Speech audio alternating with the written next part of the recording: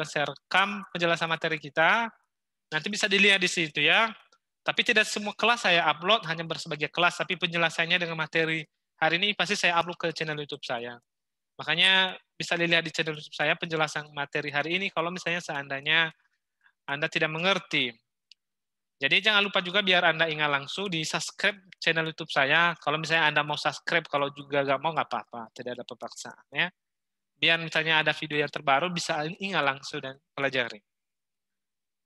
Oke, lanjut kita ya, adik-adik. Kita tadi sampai ke kombinasi kedua ya. Jadi untuk mendapat supportnya tadi sudah saya jelaskan ya. Cara mendapat jumlah dan support.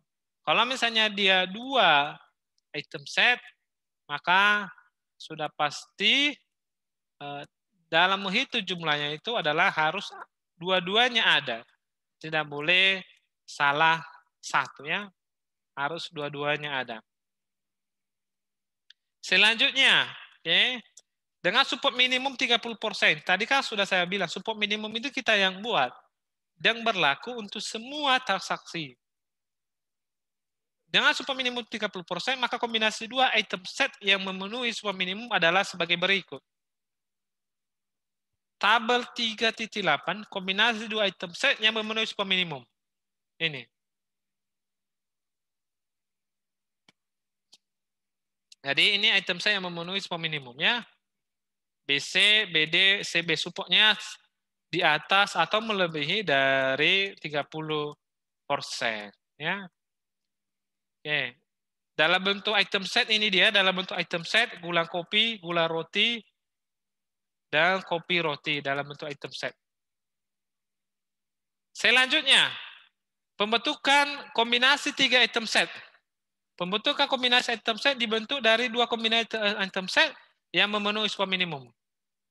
Tabel 3.10 kombinasi 3 item set yang memenuhi support minimum. BCD, kenapa hanya BCD? Ya. Dari mana dia ini? Tadi dia ini kan. BC, BD, CD. Nah, kita bentuk ini jadi 3. Bagaimana caranya, saudara-saudara? Oke, B, C, BCB. Nggak bisa ya, karena ada B. BCD. Salah ya. Oke. Terbentuk ya. Kita coba lagi BC. BCC. Nggak bisa BCC. Karena dirinya sendiri. BCD. Nggak bisa juga BCD, udah ada. Berarti yang bisa terbentuk adalah hanya BCD. Ya, hanya BCD. Ingat tadi AB sama dengan BC ya. Makanya tidak ada CBD. Karena itu sama. Jadi makanya di kombinasi 3 item C yang terbentuk adalah hanya BC, BCD. Jadi kombinasi item C yang memenuhi BCD. Nah ini dia. Makanya BCD.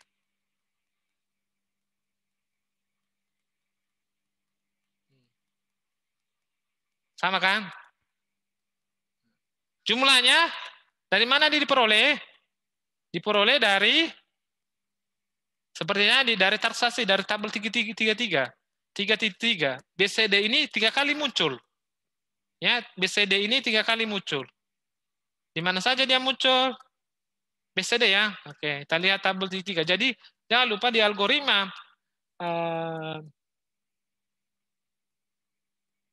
a priori ini selalu kita kembali ke tabel transaksi. BCD berapa kali muncul? 3 kali katanya. Coba ya. BCD. BCD 1. BCD. BCD 2. 3. 1, 2, 3. 3 kali muncul ya. Makanya jumlahnya 3. Ya, makanya jumlahnya 3.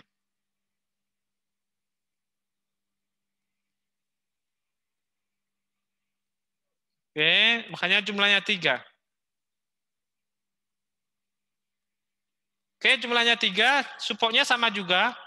BCD sama dengan 3/9. Total transaksi kita kali 100 sama dengan 33,33. Jadi dalam bentuk item set ini dia kopi, gula, roti. Oke, lanjut. Pembentukan kombinasi 4 item set tidak dapat dibentuk karena kombinasi 3 item set hanya satu kombinasi. Berarti berhenti. Tadi dari awal sudah dijelaskan kenapa berhenti. Dua faktor. Pertama, tidak ada yang memenuhi support minimum, maka berhenti. Misalnya nilainya ini hanya 25%, maka berhenti. Ada yang memenuhi, tetapi hanya satu seperti ini memenuhi, hanya satu, tidak ada pasangannya, maka berhenti. Karena tidak ada yang dipasangkan dengan dia. Begitu, ya. Oke, jadi kesimpulannya apa di sini? Informasi atau pengetahuan yang diperoleh dari data transaksi penjualan di supermarket ABC adalah kopi, gula, roti merupakan kombinasi item set yang paling sering dibeli. Kopi, gula, kopi, roti merupakan kombinasi dua item set yang paling sering dibeli. Dan kopi, gula, roti merupakan item set kombinasi 3 item set yang paling sering dibeli. Jadi itu pengetahuannya. Jadi jadi itulah informasi yang diperoleh dari tabel yang 9 tadi, dari tabel A, bahwa yang paling sering dibeli adalah kopi, gula, roti. Yang sering dibeli dengan 2 item saya adalah kopi, gula, kopi, roti. Dan yang sering dibeli dengan 3 item saya adalah kopi, roti, gula. Itulah informasi yang diperoleh dari data yang hanya 9 ini. Yang hanya 9 ini. Itu informasi yang diperoleh. Dari data ini, inilah informasi yang diperoleh. Dari tabel titik 1 itu, inilah informasi yang diperoleh. Nah, jadi setelah diperoleh informasi tersebut, bahwa kopi, gula, roti paling sering dibeli, maka penyedia supermarket harus menyediakan stok banyak kopi, gulang roti. Ini yang paling banyak stok. Yang kedua, diletakkan pada katalog yang sama atau yang berkata kopi, gula, dan kopi, roti.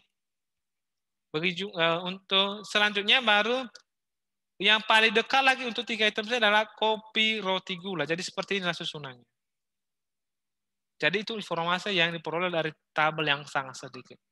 Jadi itu makanya dikatakan algoritma a priori ini juga berhubungan dengan data transaksi dan termasuk dalam data ini karena berhubungan dengan data sebelumnya. Dari data sebelumnya kita memperoleh ilmu pengetahuan atau informasi seperti contohnya pada saat ini.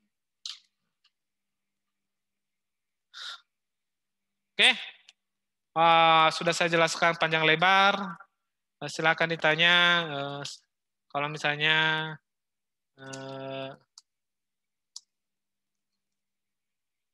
ada yang mau ditanyakan, silakan. Saya berikan waktu kepada Anda untuk bertanya, siapa tahu ada yang tidak jelas penjelasan saya dari metode algoritma a priori.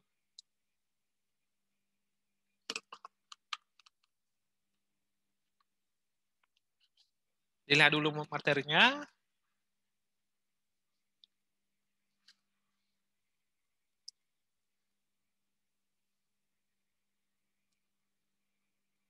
Evi Marta. Evi Marta?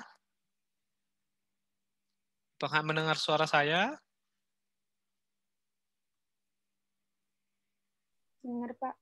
Oke, ada yang kamu tanyakan? Evi Marta? Nggak ada, Pak. Ada. Paham ya? Paham, Pak. Oke, mantap. Dita Gea. Apakah ada yang kamu tanyakan? Nggak ada, Pak. Paham? Paham. Kamu di Medan atau di kampung nih? Di Medan, Pak. Oke. Tuh.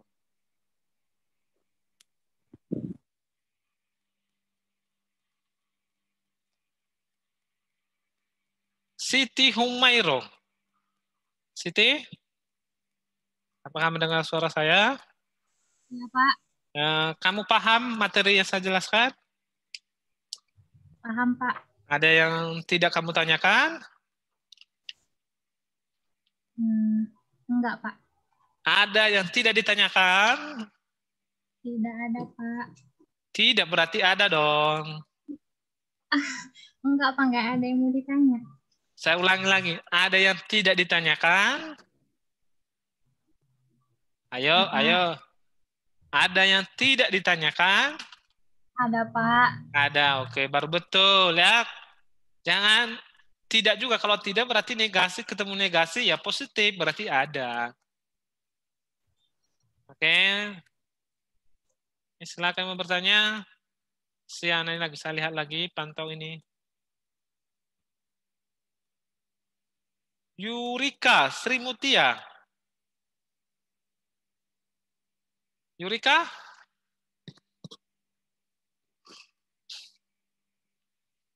Iya, Pak. Oke, ada yang tidak kamu tanyakan?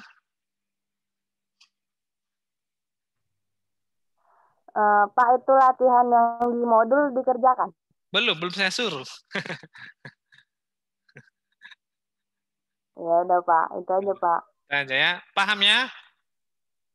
Paham, Pak. Oke, mantap. Kalau paham semua saya senang lah. Yalah satu lagi sini, si Realme C2.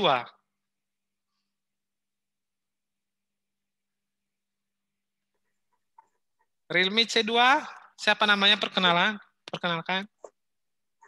Namanya Leni, Pak. Oh, Leni, oke. Ada kamu tanyakan Leni? Enggak ada, Pak. Di mana di sini? Di kampung atau di Medan? Di Medan, Pak. Oh, di Medan. Oke. Kampungnya memang orang Medan ya? Enggak, Pak. Kampungnya di Pekanbaru. Oh, jauh ya, Pekanbaru. Oke, satu lagi nih.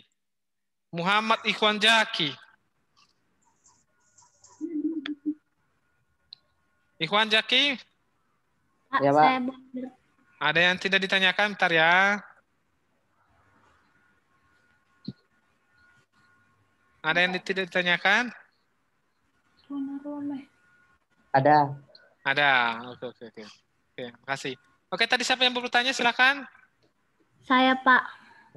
Oke. Jessica, oke.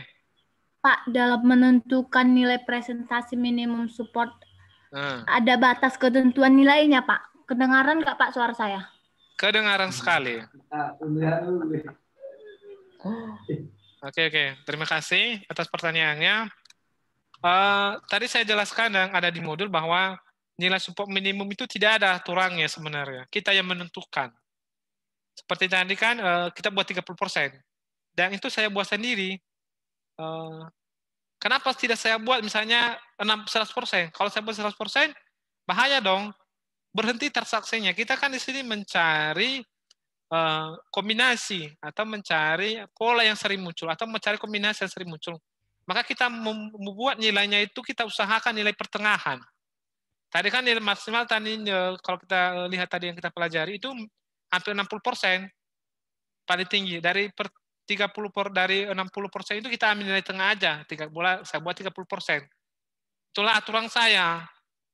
Tapi sebenarnya tidak ada aturan bakunya, bebas. Hanya saja makin tinggi nilai support minimumnya, maka kombinasi yang terbentuk makin sedikit. Karena pasti nanti kombinasinya terbatas. Tapi kalau kita buat rendah, maka kemungkinan besar kombinasi yang terbentuk makin banyak. Dan kemungkinan nanti yang dihasilkan itu adalah kombinasi yang tidak terlalu penting. Jadi makanya saya buat kalau aturan saya bagi dua. Saya lihat persen yang paling tinggi, baru saya bagi dua. Makanya saya buat 30%. Intinya tidak aturan baku, bebas. Itu Jessica. Oke, Pak. Terima kasih, Pak. Oke, sama-sama. Ada lagi yang lain? Yang mau bertanya? Safiu sekali lagi.